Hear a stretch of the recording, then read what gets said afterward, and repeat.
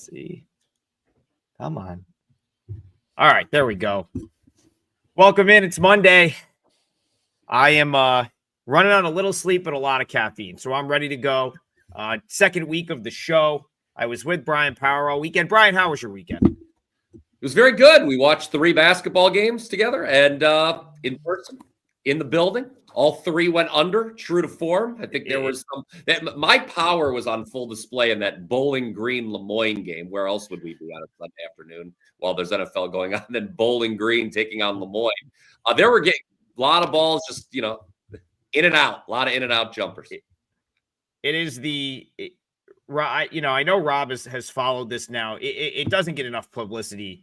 The run that, like, when Brian goes to a game, it just goes under, and it's been going for like years now. It's got to be like 20 something out of the last like 25. It's something crazy. Do you know what it is? So I have to look. So I felt bad because we were talking about. Of course, I hadn't looked it up. I'll have to go back. But when it comes to college basketball, I legitimately think every single game I've gone with you has stayed under. Yes. I can't think of a single game that I've gone with you that has not stayed under the total. The only one that's gone over was the one Ralph Michaels mushed. Yeah, it was the one. Yeah, I went with Ralph. I went with Ralph and Jeff Michaels to a Cleveland State game, and it looked like it was going to be an easy under, and then all of a sudden there was a 3-point barrage late. So yeah, that was it was a great weekend, Trigg, and you are a trooper for doing this show. I know nothing could keep you from doing the show, but this man, ladies and gentlemen, please pour one out for him. Give him a round of applause. This man's been on the road for 20 of, I believe, there was a 36-hour stretch where Adam Trigger was behind the wheel for 20 of them. I think so. That's a yeoman's effort. All right, let's get Rob Veno in here. Rob, how was your weekend? It was good, guys. Obviously, we're at that point where my head is just on a swivel. College football, NFL football, NBA, college basketball. It's nuts, guys. And again, I've said it before, but credit to those guys who take on hockey as well. Brian, I don't know if you do hockey, but dear Lord, it's too much. It's too much. The college basketball guys, which is what we're here to talk about. First week of the show was good. First week for me was good. 7-3, first 10 out of the box. Cashed one last night with a total play over. These games, they run together, and I forget what I even had. The game was over. Oh, it was the Florida Atlantic Liberty game, which there were some weird situations. I don't know that we want to rehash and recap too much, but there were so many back-to-backs over the course of this weekend. I mean, we laughed about Chat having to go to Moraga to play St. Mary's, but then they're on a plane the next day to UNLV. So it was kind of a crazy weekend. You could capitalize on some of those back-to-backs. It's been a good first week overall. And stay tuned, because I think I guess that you guys have this circle as well. There is a team on tonight's slate that my eyes just bulged out of their head when I saw what the schedule makers were asking them to do up, and I guess kind of both your guys' neck of the woods, so to speak, a lot closer than to me. Yeah, so for me personally, week 1, I think I went like 5-7 or something like that. And honestly, I was telling Brian, I've kept it pretty small. Haven't played anything bigger than a 3%. I'm going to kind of sort of battle it. There's a couple spots I have circled this week that I could potentially bump up to 4, but not really worried about that. On the wrong side of some late game variance, couple of like half-point losses and stuff. So we'll live with it. But before we get into it, I'll go back to you, Brian, after this. It's worth noting that the parlay for the show has done very well. Yes, through the that's first what I was about to bring season. up. Last week, 3 parlay winners on the show in 5 days. So if you're keeping track at home, which we are, because we're going to keep track all season, that's plus 15.22 units. Or if you were to play them equally for every dollar you've played, plus $15.22. So a great start to the Full Court Press show. And Brian, before we get into it, I'll go to you if you want to add one more thing. Yeah, and remember, guys, there's 3 of us, so those are 3-leg parlays, and we hit 3 in the first 4 days, and we almost hit 4 in the first 5 days, but I apologize, Rob and Adam, let you guys down. I was the only one to lose the leg on Friday with Furman. So yeah, and they came back, and it was close. I mean, we were this close to a first week with winning 4 3-team parlays in 5 days, which would have been quite the thing. But hey, if we hit 3 of these things every week, I think we'll be sitting pretty come March. Yeah, we really, if we can hit one a week, but Yeah. you know, we're gonna get into it. A little Yeah. bit longer intro today, but I think I pulled in at 1 a.m. and battled a snowstorm. Woo! So we'll go out right up to 11. And you know what? There's not as many games today, so we'll get to No. as many as we possibly can. But we are going to start.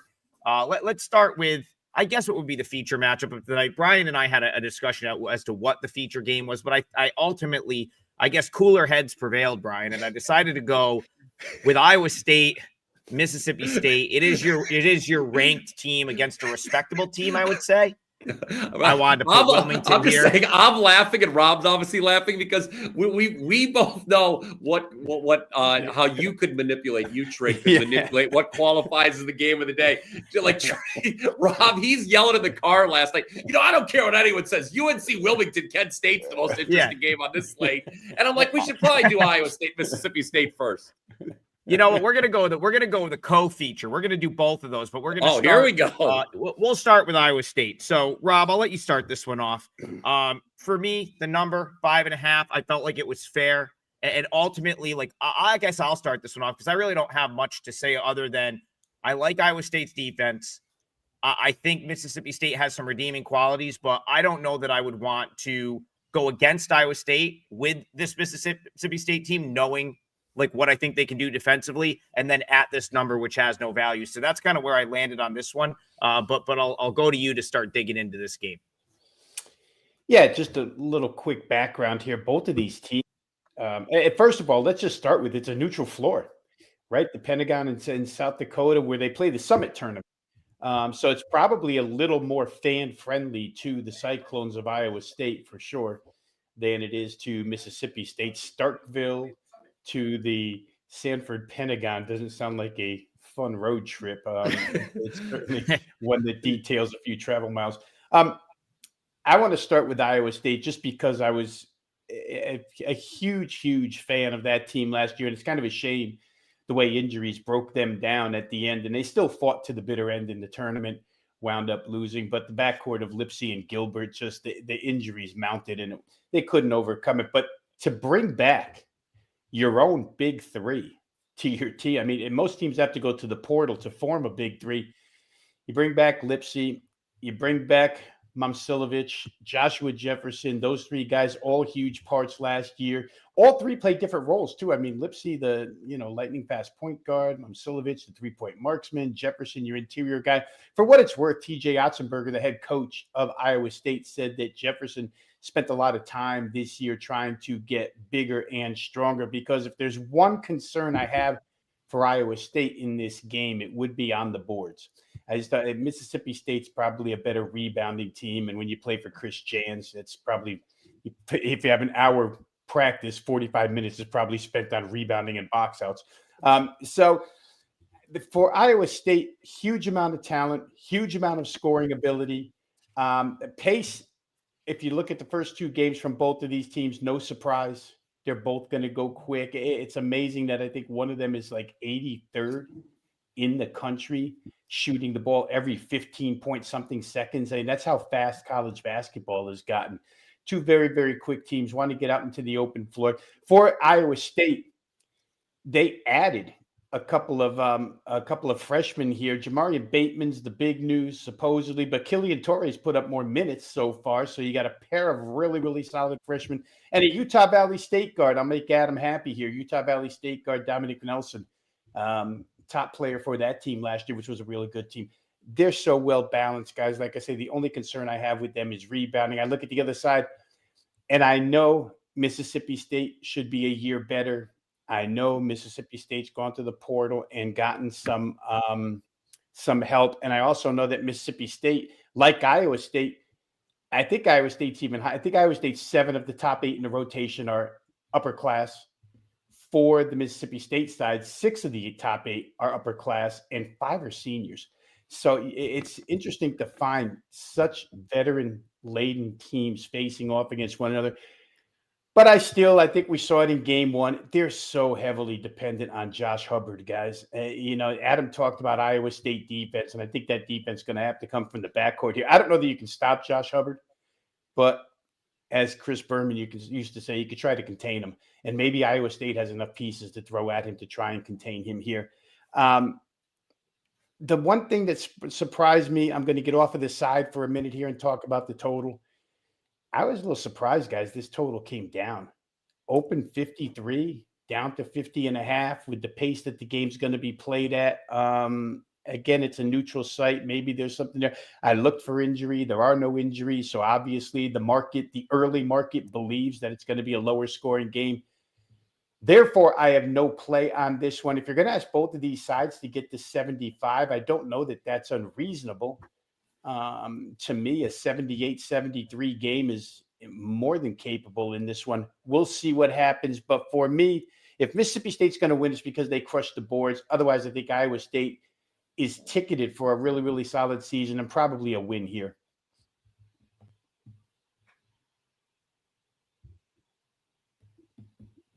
Yeah, Brian, do you have anything? Yeah, no, I do. I was going to say, so I was very interested because I know Rob, talks about the team totals a lot. And I actually think Mississippi State might struggle to score. But my concern with the Mississippi State side is year in, year out, their struggles to shoot the three. And I think that could come back to bite them here. Remember, this is a team that was trailing North Alabama late last time out. They were down 9, as a matter of fact, in the second half of that game. I think that's going to ultimately be Mississippi State's undoing here. I'll tell you, is in terms of Rob mentioned the drive or the trip from Starkville to Sioux Falls not being a great. I've made the drive from Sioux Falls to Ames. It's not a drive I would recommend anyone make. One of the most boring drives you can make in the United States of America. But I'll say this: Mississippi State team total under 72.5 is how I would look to play this. I just think that Mississippi State, year in, year out, you look at the stats, this has not been a good three-point shooting team under Jans, Trigg. So I think that's their undoing. Without that three-point shooting, I don't know if they can get to this number in a marquee game, especially after, it was not easy with North Alabama last time. So that's why I would go for this feature matchup. Yeah, that's why I kind of just threw my thoughts out early. I would have given Iowa State, obviously, a much bigger bump if they were playing at Hilton Coliseum. They are not. It's a neutral. I felt like the number was right on, and that's where I'm kind of at.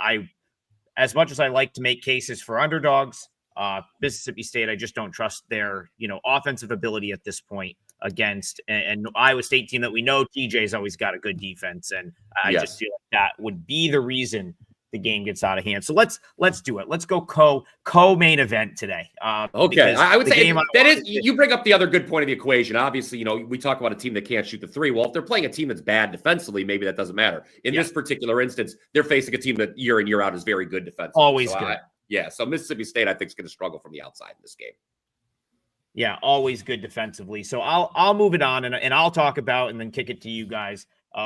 The game I was going to make the feature, and the reason I was going to make it the feature, it's probably not. I don't think it's on a main network, but I think you have a team that's got a really good chance to contend in the MAC. That's Brian Powers' conference, the Mid-American, where we were in MAC venues all weekend. And then UNC Wilmington, who I think is likely, probably should be the fit. Well, we had this discussion in the car, Brian. Maybe UNC Wilmington, Towson are like the two favorites in the Coastal, but nonetheless, a very, very good Wilmington team and a very interesting matchup to me here for a couple of reasons. So Kent State. So first of all, if you were box score watching, you would have saw Kent State playing NBA caliber, like 100 points. Yeah, I think they gave up 100 plus in both games, scored 110 in one of those games against Cornell. We'll see what. If Rob has anything on the total here, but something I heard Rob Senderoff, Kent State longtime head coach, talking about being very, very upset with how the defense has played in the first two games. Now, it's worth pointing out that that's the type of game you're going to get against Cornell, and they won that game. So I think maybe the defense maybe deserves a little bit of a pass because that's just Cornell's just going to press all game. It's going to be back and forth like that. A 110 to 102 final against a team like Cornell is not that crazy. But I know the overtime loss to Troy, I believe, is how they opened their season. He was pretty upset with the defensive effort in that game. So a couple things, and I'll let you guys weigh in on this. First thing, Brian, we went to Kent State a couple of years ago, Yep. and it was during this stretch where they never lost at home, ever. I mean, they had like one of the longest home court. I believe one of the games we went to was part of this like crazy home court winning streak that they had. And of course, they have DJ Smills up there on the top doing the in-house DJ, one of the best in the country. Spinning the wax. But what I think about Kent State, like the last couple of years as they've taken a step back, really since the team like with Sincere Carey and the tournament team, they've been a little bit more vulnerable at home. And I have to wonder if like that big win streak was just because they had really good teams for a few years. I think Kent State maybe gets bumped up a little too much for being at home. And then we went to 2 MAC venues over the weekend where the crowds weren't that great. And it's like, I don't know if Kent State's going to be packed here tonight. So when I see this go to 2.5 and I see them start to get credit for home court, makes me want to play back at this a little. I'm at Wilmington -1 right here. The other thing I want to point out is Jamal Sumlin for Kent State is out for the year. He got hurt in practice. He's done for the year. He was one of their big sort of returning players.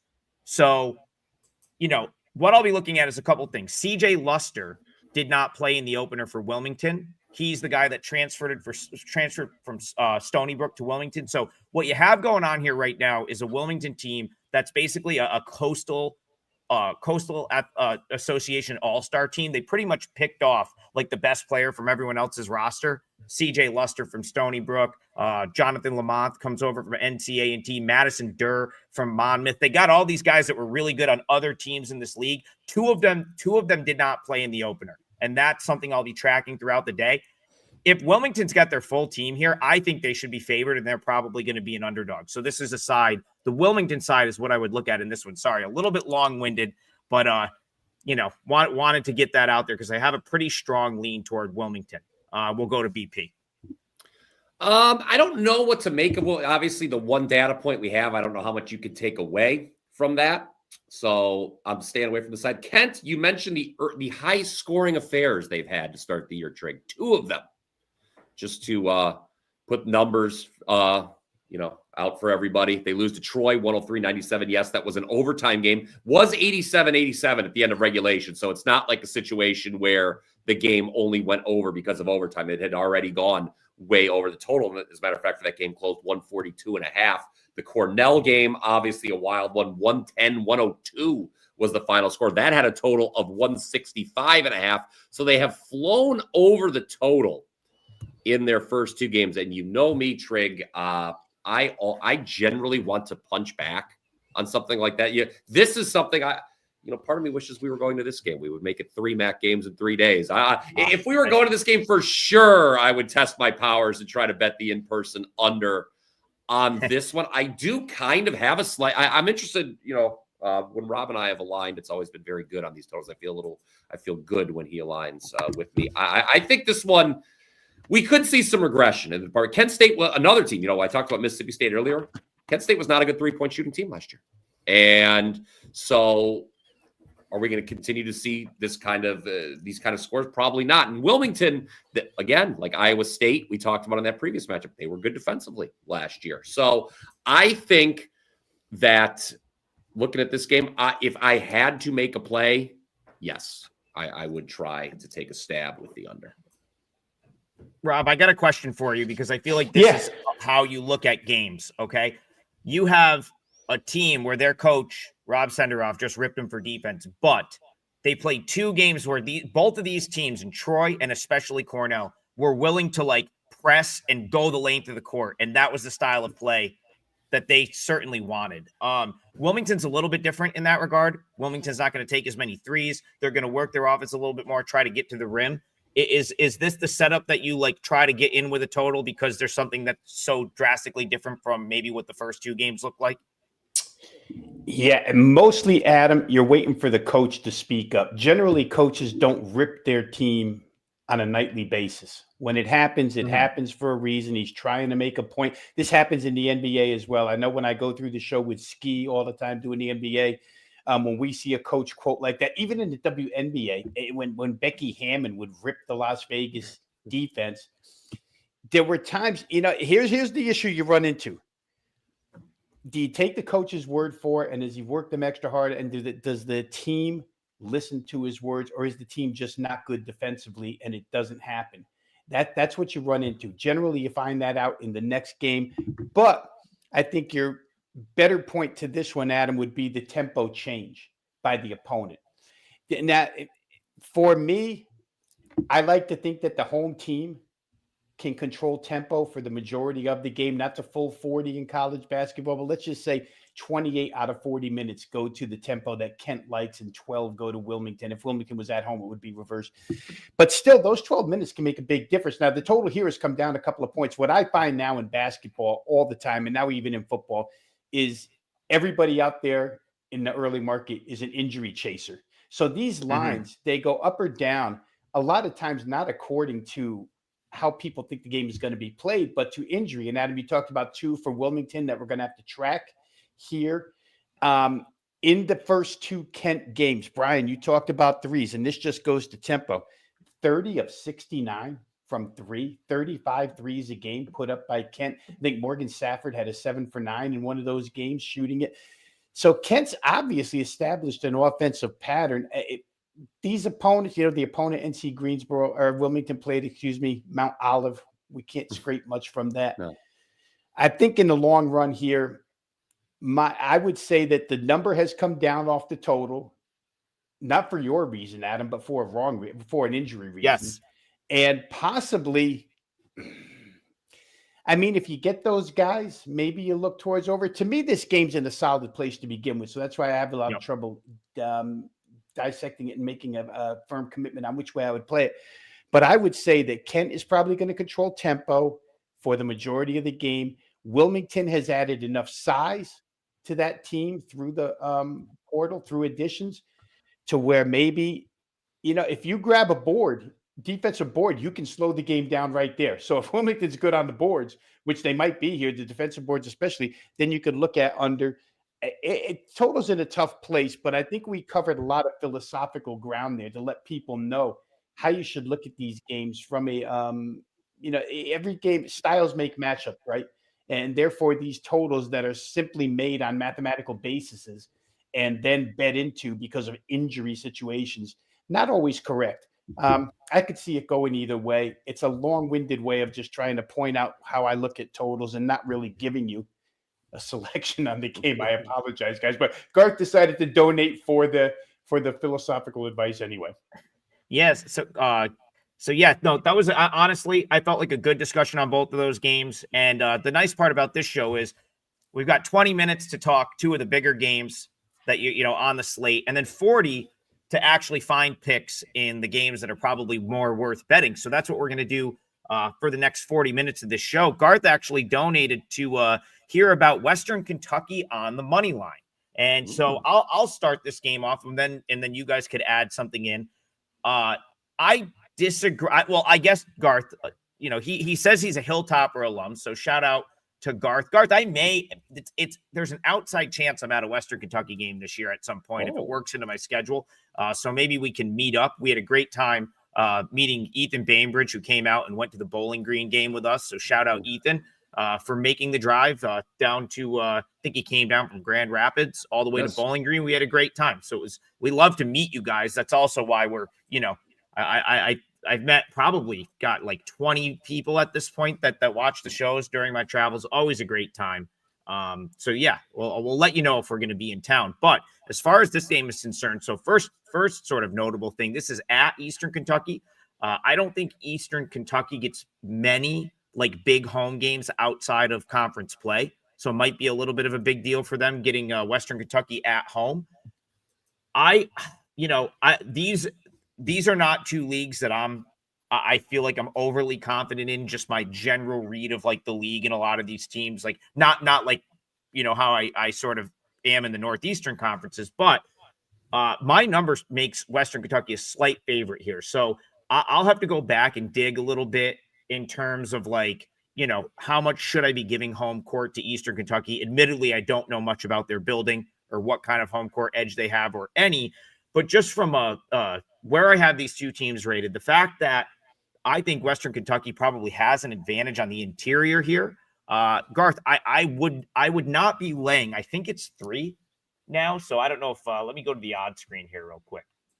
1.5, right? Oh, it's flipped. Yeah. It's so we had okay. So here's a little thing right here, Garth. This was probably a little bit of a head fake. This was Eastern Kentucky 2.5 like 2 seconds ago. And what I think probably happened was someone bet this up to get that key number of 2.5 on Western Kentucky. And my guess is if my numbers are accurate here, Western Kentucky will probably go off a very slight favorite. So I think if you want the Western Kentucky money line, you grab it now. And I think from a matchup standpoint, it is a fine bet. If you're in Richmond, Kentucky, let me know if Eastern Kentucky home games get lit in the middle of November. That's all I would want to know because I don't know what to put for home court there. Yeah. Yeah. I was going to say, just like who would have known that what a volatile crowd at Bowling Green can be? You mentioned it wasn't a large crowd yesterday that was on hand, Trigg, but there are definitely a couple people in that Bowling Green crowd. I'll tell you what, all you officials, if you're going to Bowling Green and you're not doing a good job at the whistle, there's a couple people that are going to let you know about it. And they'll let you know about it for all 40 minutes. Yeah, I mean, Bowling Green was up, I think, 15 at one point, and that guy did not let up. He did not let up the whole time. Should we bring up that New Haven game? Me to hop in? Yeah. Let Rob hop in on that game because I want to get Garth the full breakdown here. Go ahead, Rob. Yeah, I'm going to be pretty brief, pretty simple here, and not go much in depth. But I would say this. Eastern Kentucky is going to have to beat Western Kentucky at their own game, and I don't think they can. Western Kentucky is an extreme tempo team. Were last year, continue that this year. Eastern Kentucky, I just talked a little bit about how I trust the home side to control tempo in most games, maybe by a 28-12 ratio, maybe 25-15, however you want to use it. But here, I don't see that instance. When you're an extreme tempo team, I don't know how to correlate it. I mean, because I go back too far when I say, look at what Loyola Marymount did in 90. But how about now, Nate Oates at Alabama? I'll use that correlation here. When a team's goal is just to take the ball and run as fast as they can, and they're going to wear you down, then it's very hard to control the tempo. We very rarely see anybody control Alabama or contain them from scoring, from running, et cetera, et cetera. I think that's the boat Eastern Kentucky's in here tonight. Second point I'll make is Western Kentucky's far better tested here. They played Tennessee Tech, and Tennessee Tech is a far better team early on. Tennessee Tech played Charlotte very close, and Charlotte's a 2-0 team already. So you have a Western Kentucky team that scored 82 on Tennessee Tech, wins by 12. You've got an Eastern Kentucky team that's untested, that's probably going to be forced into a game that it doesn't mind playing, I would say, but probably doesn't want to play. And there's got to be some type of in-state rivalry here, Eastern Kentucky, Western Kentucky. I don't know if it's got a nickname or if there's a serious hatred between the two, but you're going to get a full focus out of both sides. And Western Kentucky's so veteran-laden that, to me, I would have to play. This price just seems a little low here. Normally I'd be jumping on totals in an instance like this, but I think at this price tag, I would not mind asking Western Kentucky to win by a bucket in this game. All right, I got to put this. Keith Bayou Bets Landry coming out hot on a Monday morning with this right here. I've seen your text by you. I'll get back to you. Eastern Kentucky had a chance to go D1 to the Conference USA, but because Western Kentucky decided not to leave to join the MAC, they blocked EKU from joining the conference. He says bad blood here. So there's to speaking to potential rivalry. All I know is, as we talked about this game, when Garth brought this game up, Eastern Kentucky was -2.5. Bet up. So just to recap how this game played out in the betting over the last 45 minutes, this opened Eastern Kentucky -1.5. It got bet up almost everywhere to Eastern Kentucky -2.5. And since we started talking about this game, which could be no more than 5 or 6 minutes, it's now flipped to -1.5 Western Kentucky most places. So to me, that says sort of clear head fake setup. The side that the respected people wanted, or that were manipulating this market, was likely Western Kentucky. And they probably are now sitting there with Western Kentucky +2 and Western Kentucky +2.5. and this looks like it is back to -1, -1.5 most places. That's where I had the number, Western Kentucky -1. I doubt it'll make my card, but certainly would be on the Western Kentucky side if I had to pick. FanDuel straggling behind everyone, by the way. If you want to, if you were after these breakdowns, if you still want to bet Western Kentucky, you can still get them +1.5 there. Everyone else has moved and put them as the favorite. Hello, FanDuel. Hello. Yes. Yeah. And hey, and you know what? Like these are the types of games where like probably don't need to overreact because that could get bet back throughout the day. I mean, again, like it's an interesting game, but like I did see Eastern Kentucky when it was -2.5, and I looked and I said, there's definitely some value there on my number, and that is completely gone. Western Kentucky is now the favorite almost across the board. And the interesting thing about us doing this show in this hour, the 10 a.m. to 11 a.m. hour is when a lot of these games get a lot of these games get manipulated. The odds on the limits go up, or they appear at some books during this hour. And so the moves during this show are probably going to be like somewhat indicative of like where the respective money is going. So I think it's going toward Western Kentucky. So Garth, as a Hilltopper alum, go for it. I don't mind that. I may even we're going to need a parlay at some point. That's nearing the top of my list for a parlay leg. So, but I want to go to Ethan. So Ethan, again, we had a great time hanging out with Ethan yesterday, and we actually started to talk about this game as we were sitting at the game watching Bowling Green in Lemoyne. Of course, I was just talking both of their ears off about Northeast Conference basketball. I don't think either cared, but I had a lot to say about Lemoyne, and I have a lot to say about New Haven. We care. And so let's start with this. I want to talk about this game, and then we'll go this game to the Columbia UConn game, because I feel like there's some connecting points. All these teams have pretty much like played each other at this point. So we'll do a little 2-for-1 right here.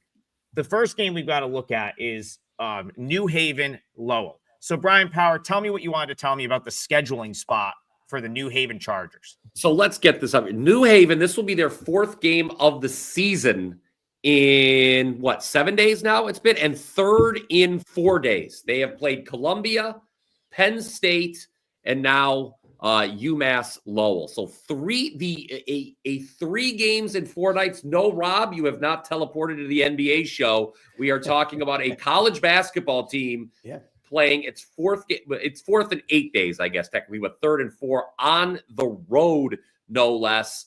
And a question I would like to throw to you two guys is, for those who missed UMass Lowell's last game, that's the New Haven side, okay? Dreadful scheduling spot that you don't see often.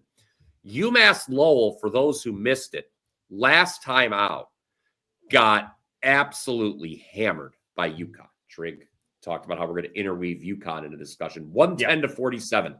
I believe, I know it was a Friday night, but I was checking social media dutifully. I believe at one point the score of that game was 37-2. It was bad. And it was real bad. And my question to you guys is, in this model, is this something that, it just came to me as I knew we were going to talk about this game. If you're on UMass Lowell and people were making fun of you on social media a few days ago, oh my God, look how, does that provide any extra incentive to go for the kill here when you're facing a team when you're in your own gym and you're facing a team with tired legs? Is that something that would at all factor into your handicap, either of you? Because I don't know, to me, this is UMass Lowell or nothing. I'll let Rob take that question, and then I'll talk about Lowell a little bit. The getting killed on social media stuff, I guess it depends if the coach takes their phones away or not. Right? Are they even aware of it? Some coaches are so stern and strict that they don't want the kids paying attention to the outside noise. Some are allowing guys, and they'll be able to see what's going on. I would think more, the point you made, Brian, about 3 and 4 days is just crazy in college. We talked about a lot of back-to-backs here over the weekend. This continues. This is New Haven trying to establish themselves as a first-year program. I would say, in college football, these are called paydays. Go get your ass beat and take home a check. I don't know that UMass Lowell is coming with a check to go ahead and destroy New Haven, but do they, Adam? Let me know quick. No. They are going to. I will tell you what they will come with. They will have they will have some fans that'll probably heckle, similar to our friend at Bowling Green. I've been to Lowell. That is a small gym. You're right on top of the floor, and they get a lot. When I went, they had a lot of locals in there, just looking to have a good time a little bit. So yeah, it was. When are we making the road trip to Lowell? This sounds like a gym I want to go to. Oh, it was great. I went with Chris Thurston for an America East semifinal playoff game. They were playing Bryant, and they let the Bryant band like set up in like the upper area, like they have like a little balcony, and like they were just heckling the Bryant band the whole time. It was good. I mean, you were right, very, very small little gym. You're right on top of the floor. And I'll tie that into what I want to say about Lowell. So I think conventional wisdom, or I guess the three of us would be sitting here saying, man, third game in 4 days for New Haven, like that's going to be tough. Well, I want to just look at this a little bit differently. Okay, one, New Haven got absolutely destroyed in both of those games by Columbia and by Penn State. So they were just playing whoever in the second half of those games. The minutes were being spread around. It wasn't like a super like intense game where they had injuries, and like they just got crushed in both those games, had yesterday off. The bigger point here, though, is this Lowell team is not what they have been the past couple of years. So UMass Lowell has been a contender, in my opinion, in the America East the last couple seasons.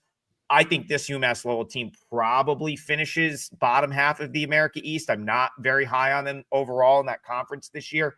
So in my opinion, the spot is more than baked into this number.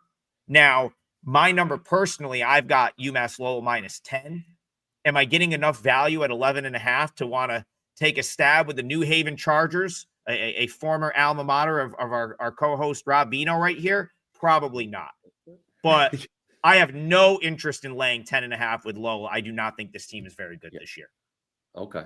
So, I mean, it does, obviously a team that got, I mean, look, they weren't going to do anything against UConn, right? But, it does speak about, do you really want to lay, double digits with a team that's clearly not very good? Probably not. I think you've kind of talked me off doing that, Trigg. And, Rob, obviously you would know better if you want to wrap it up, the discussion on New Haven. This is a team you mentioned, obviously making the jump up. They were not exactly good at the Division II level, and they lost 4 of their top 5 scorers as well from last year. So this is not a team that was exactly this may not have been the best year for them to make the jump up to Division I.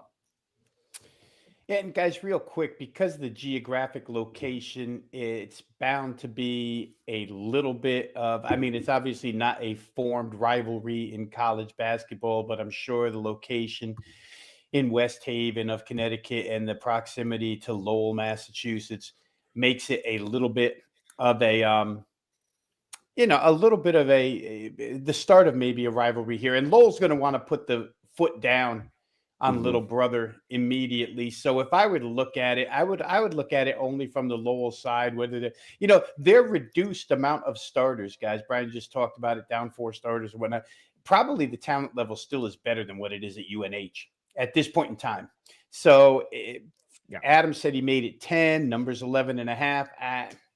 I don't know. If I had to, I'd play the favorite here, thinking that UNH, just with a limited roster and in this scheduling situation that they're in, probably too much to overcome.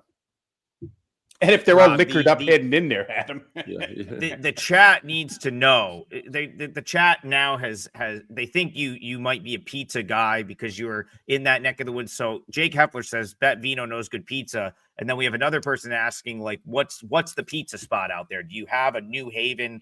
Like, which New Haven spot would be your spot? Yeah, it's probably the statewide spot. It's called Pepe's in New Haven. There's generally a line, quarter mile long, waiting to get pizza from that place. I think Pepe's actually has 2 locations now. I was told my recent visit for a family get together in Connecticut, but that's the place you want to go. New Haven, Pepe's Pizza. That's the spot. Okay. I know I still have to do like Yale. I still have to get out to obviously New Haven now that they're D2, and I've absolutely got like a list of pizza places I want to hit like when I get out to one of those games. Rob, I'll keep it with you and we'll go back, and because I want to kind of make a point here into like we're about to have like a sort of common opponent thread with another game. So Columbia is going to hit the road to play UConn, who just smashed New Haven and Lowell. And of course, on the show on Friday, if you watched the live version of the show, you should have had a nice winner on Columbia over New Haven. That was a 3% play for me that I gave out on the show. Now Columbia heads to Stores to play the UConn Huskies. So this is interesting to me. And, so the way I look at it is this, like UConn has had two pretty much no contest games at this point, UMass Lowell and New Haven. Now, I already said on Friday when I think about Columbia, they were a far superior team to New Haven. I just talked about Lowell a little bit. I think Columbia might be superior to UMass Lowell as well. My number here was where this opened in the 30 to 30.5 range. I'm seeing this bet up to 34 some places now. So I see clear value on the Columbia Lions. Do I want to do it? I don't really I don't love these 30-point favorites, but this is a scenario where I would not lay it with the favorite. I think Columbia's got enough juice potentially to stay within the number. And I'll go to you to sort of either talk me into or off of that.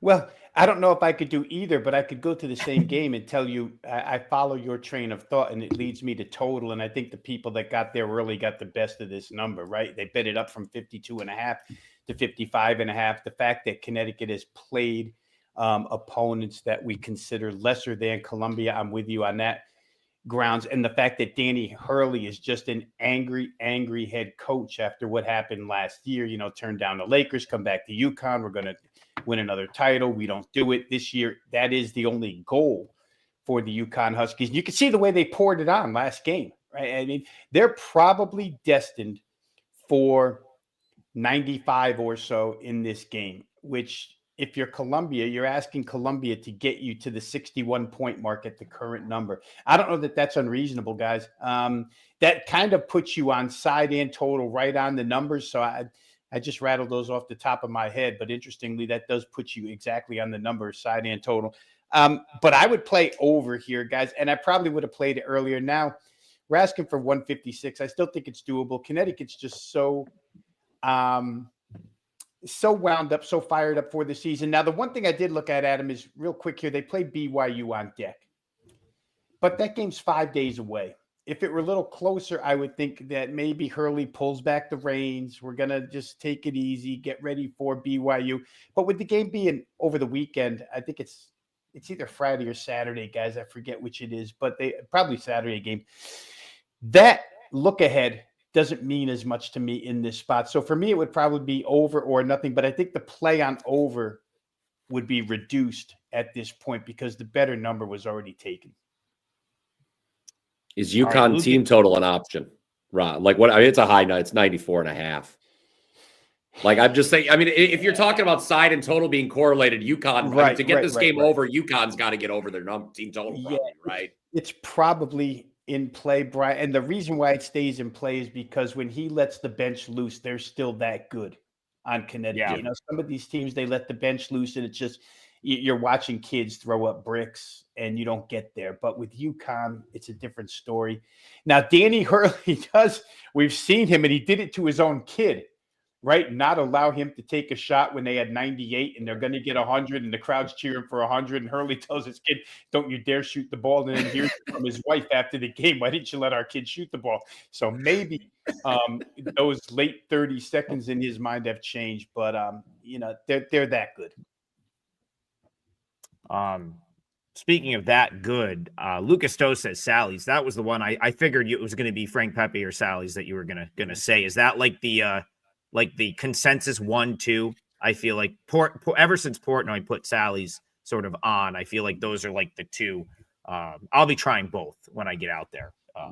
Which I'll be on a diet until then after what Brian and I ate this weekend. But I'll tell you what, anyone want a taco recommendation, go to Crunchies in East Lansing. Adam Trigger was absolutely horrified when I motioned to the server, hey, I'll take a second order. I'll smash 5 tacos at 11 o'clock at night. Why not? There's a second full entree order at 11 p.m., but I knew you weren't going to finish all 3, and I wanted to try them too, which is why I let you do it. Yeah. Yeah, that was aggressive move. I'll tell Aggressive you what, order right there. Talking about bet regret on Sunday morning, Rob. I was Yeah. like, why? Why did I order that second plate of tacos at 11 o'clock at night? It's a hell of an experience in East The Lansing. key I take from all that is Adam said he let you do it. Yeah, because he I was know. like, well, I could tell he wasn't going to finish all three, and I was like, I kind of want to try. I was like, I was full too, but I was like, they do look good. I kind of want to try one of those. And sure enough, he got through like 1.5. He's like, I'm going to throw up. I was like, yeah, I'll eat that last one. No problem. Oops. All right, we have 15 minutes left on the show. No one has put in a parlay leg yet. Just a typical Monday morning, but I'm between like 3 different games. So, Brian, did you? I'm going to defer to you for 2 things. 1, do you know what game you want to lock in? And 2, do you have something to promote? Did you end up getting to the window with a football play for tonight? Yeah, let's do that. We should talk about. By the way, guys, thank you for all the great comments and the support here on the YouTube channel. Obviously smash that like button if you already haven't done so. Click subscribe. That way you'll be instantly notified, I believe, when this show goes live, 10 a.m. every Monday through Friday. Trigg, I'm very glad you asked that if I have something available at wagertalk.com, because I do. I have a very rare 5% play on the Monday Night Football game. This is just my second 5% play of the NFL season, guys. The first came all the way back in week 2. I took the Atlanta Falcons as a 3.5-point underdog. Yep. They destroyed the Minnesota win. They destroyed the Minnesota Vikings on that game. Yes, absolutely. Good memory. Yes. So WT.buzz/BP is where to go to get that. For my parlay, I'm still deciding between the top 2 games we talked about. You know what? Sometimes you just have a feel. You're in a groove, if you will. We come off the weekend, Trigg. We went to 3 games. They all go under. 2 of them were MAC schools. You got that Kent State team where their first 2 games were ridiculously high scoring. I was thinking long and hard about that Mississippi State team total under, but I think let's stay in our groove. Let's stay in our lane. Another MAC under. Let's go under UNC Wilmington, Kent State. That will be my leg of the parlay. Is that a full game? What do we have for a number right there?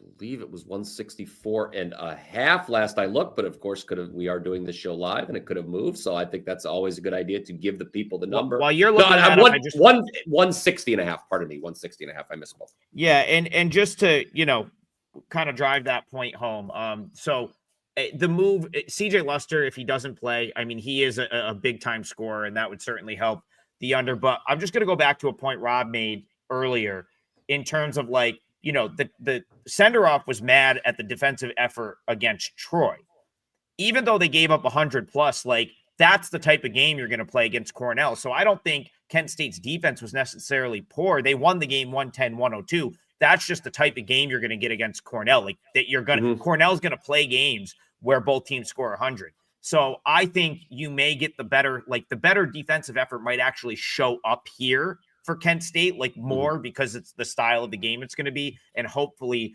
that will keep the game under for BP, who has been a machine with MAC under. So thank you for that one, Brian, but we'll get Rob in here. Do you know what you want to use for the parlay by chance? I'm going to close in on it right now for you guys. Let's go to what could be considered a high profile game here. Santa Clara, Xavier. We know Richard Pitino, new head coach at Xavier, far different style than what Sean Miller had. I'm going to play this Xavier team total, guys, up and over 79.5. Santa Clara, Herb Sendek is a funny coach. All his days at NC State, slow, methodical, get to Santa Clara, speedy. And then the first game this year, little tempo change by Santa Clara. But I think that had to do, sometimes these numbers get a little bit over or under inflated because you're playing non-board teams, right? Your speed numbers are faster because you ran some cakewalk team off the floor. It's slower because you didn't pay too much attention. But Santa Clara, I think their roots are to play a fairly quick tempo. And for Xavier here, coming into Xavier's gym, Brian, you probably speak on this far better than me, but Xavier's gym is no fun. Especially for a West Coast team to come into that environment. And I just don't know that they'll handle the pressure of Xavier immediately. It may only take a strong scoring first half to get this one up and over, but I see the number, guys. as far as team total is concerned for Xavier at 79. Am I on that? I think 70. Yeah, in fact, 79.5. The consensus number here gives us a flat 110. There are places out there charging you 15 or 20 cents. Again, go find the best number you can. But that's going to be my leg of the parlay tonight, guys. Team totals have been pretty successful for me early on. Xavier team total against Santa Clara over 79.5. I'm glad you brought this game up, Rob, because this was one of the ones I hoped to talk about on the show. I actually debated making it a triple header feature. So we'll give this, because this is a Fox Sports 1 game, national TV game. So we'll give this the sort of full treatment. For me, I was interested in the Santa Clara side. Now, there's a couple things going on here, and something you made a point of. It's like these lines move, but like it doesn't always. It moves correlated to like the personnel on the floor and like an injury, not so much the total. I think that's why you're seeing Xavier take money tonight. Santa Clara maybe without a player or two, and I got to be honest, this is one of those scenarios where I may like. I got the day to think about it, but I kind of want to take a shot with Santa Clara, even if they're missing a guy or two, because I still think that they may be a better team than this Xavier team, even if they're missing like one of their starters. I sent you a tweet from Richard Pitino, both of you over the weekend. Yeah. He was having a little fun after the Lemoyne game where he was like cheerleaders A+, the Spirit Squad A, like complimented everyone, said the offense looked good. He gave the defense an F-, right? So he gave his, and it was like playful. Of course, they barely beat Lemoyne. That's actually probably, I think there were a 20. We talked about Lemoyne on the show taking the points. That was like a 5-point game. They were like a 24-point favorite. And when I saw that tweet, I said, oh, okay, that like Xavier, this is like a total team building year for Xavier. I don't think he expects like to win many games. I think, obviously they're going to win some games, but I think Richard Pitino is realistic. I think he knows that team is not going to factor into the Big East this year. Too young, not enough talent. And then, so for me, I think I saw this when I was down in the Bahamas. Georgia, when Mike White took over Georgia, it was very similar. They stayed out to like 4 a.m. They were down there having fun. And I really, truly believe that year, it was more like, hey, like, let's build some, like a fun atmosphere. Let's get these guys to like each other, have each other's backs. And then the next year, Georgia was very good, much better than the market anticipated. I think you might get something like that with Xavier this year. So Xavier is a fade for me. And I'm debating even taking the points with Santa Clara here, even if they're shorthanded. So go ahead, BP.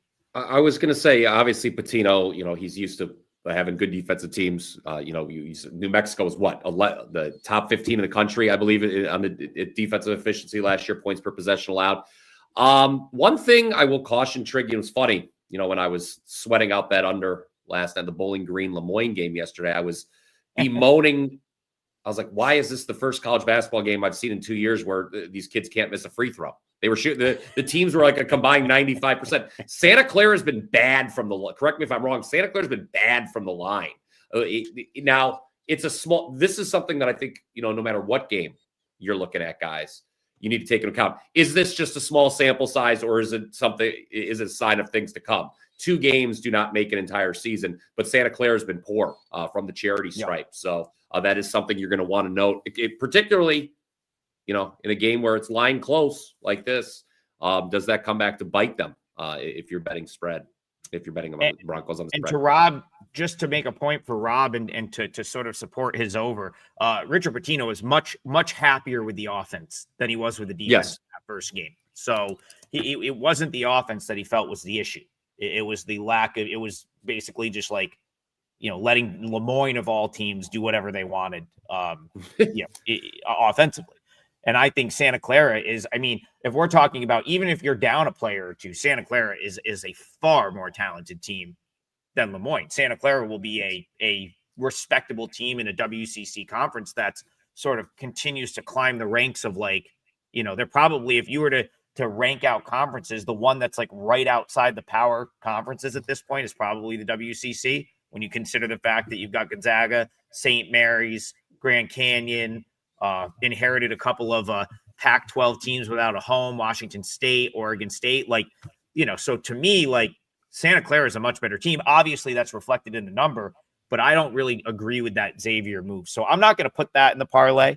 Obviously, I don't want us to be on the same game, but I do sort of lean Santa Clara at 4.5. I think that's a decent bet. Let's go see if we can get one more question in here quick. I know what I'm going to use at this point, but it's a game we've already talked about. So Make them wait. I'll throw it in there when I recap it. I don't need to take more time on that. Let's get one more game in here. I'm just kind of browsing, seeing which ones we missed. Anyone have any Arkansas Little Rock takes? That's a game a couple people asked about. I got to go and find that one on Arkansas Little Rock. I don't think I did. I believe that Arkansas Little Rock is playing Wisconsin Milwaukee, or now Milwaukee, just for they're getting rid of the Wisconsin. Yes, just like it's Green Bay now. Yes, and they're Little Rock now. Yeah. And so Arkansas Little Rock. We're just we're taking things away. Forget the state. Just talk about the city. I think there's an injury concern for Little Rock. Correct me if I'm wrong. Someone. I have to go dig into. Well, I mean, this line's moved. I can see why people are asking about it. This line's moving, and I believe that is injury related. Why there's money coming on Milwaukee, which is Algonquin for the good land, by the way, all you old morning wager fans. Yeah, I'll go to Rob if he has any. I really have nothing here. These are two teams that I haven't sort of keyed in on at any point yet this year, so it just hasn't come up for me in my sort of research yet today. Yeah, the real initial reaction here for me, guys, being a totals guys, I know they're both tempo teams, high tempo teams. You're going to get possessions. You're going to get opportunities. The problem with Little Rock is a lot of times they don't shoot straight, and opportunities don't necessarily lead to points. So the number seems to be pretty high. And if there's injury consideration, you may want to even start looking at that toward under. Tell you the truth, if there is a firm report on injury here, but that to me, that's where I would start that handicap. It's just with pace. It's a lot like the Xavier handicap. They're going to get up and down. Points will be scored. But in this case, the number is almost 160. And I bet enough Little Rock games to know that there's instances where they're 34% from the field, et cetera, where you just don't get there because of them. All right, it is. We are 3 minutes from the end of the show, so we should probably lock this parlay in right now. I am going to go. I'm going to go with the game we talked about earlier. I'm going to use Western Kentucky for my guy Garth, who requested that game. We had such a good combo about that game. I truly believe that was faked toward Eastern Kentucky, and then they took Western Kentucky at the number they wanted to. I agree with that. I don't know if I'll get there with a client play for it at the current number, but it would be good enough to use in the parlay, in my opinion. So as Western Kentucky, what are we at there? Are they favored now? Do I have to money line it? I'm just trying to get an accurate number for the parlay. Hold on. Let's just join in here. It is. This is really a books will vary.